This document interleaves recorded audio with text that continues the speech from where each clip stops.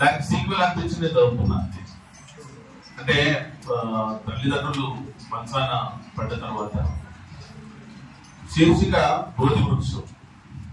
అంటే ఒక మంచం చెప్తుందన్నట్టు మనిషి తన ఎక్స్పీరియన్స్. ఒక మంచం మూలకున్న మంచం మనిషికి ఏ రకంగా తత్వాన్ని తన ఎక్స్పీరియన్స్ చేస్తుందో ఈ శీర్షికలను. ఆ మూలన ముడుచుకుపోయిన మంచం ఎప్పుడు నాతో ఏదో చెబుతూ ఉంటుంది. తాను మోస్తున్న ఎముకల గూడుగా మిగిలిన ఆ తల్లి ఆత్మఘోషని వినిపిస్తుంది. చేరదీయాల్సిన చెట్టు దూరమై, ఆదరించాల్సిన చేతులకు అధిభారమై, పండుటాకై తల్లడిల్లే ఆ తల్లి ఆర్తనాదాలు ఎప్పుడు ఎత్తుకెళ్తారని నిత్యం ప్రశ్నిస్తోంది. ఆ మంచం చేసే సైగల్లో ఏదో రహస్యం. మనసును చంపుతున్న మనుషులు అర్థం చేసుకోవాలి.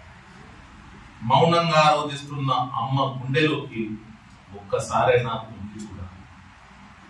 అలిసిపోయిన ఆ మంచం నా ఆత్మను గెలుపుతుంది. నిజానికి చెట్టు మేఘాన్ని పిలిచే భాష, విత్తు తడి కోసం ఆరాటం చెందే ఆర్తి అది.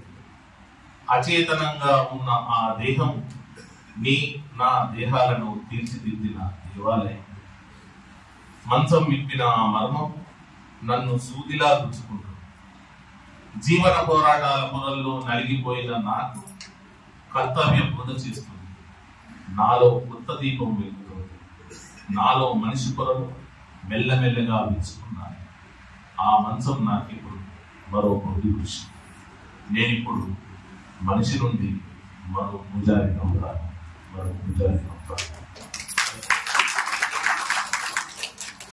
చూసుకోను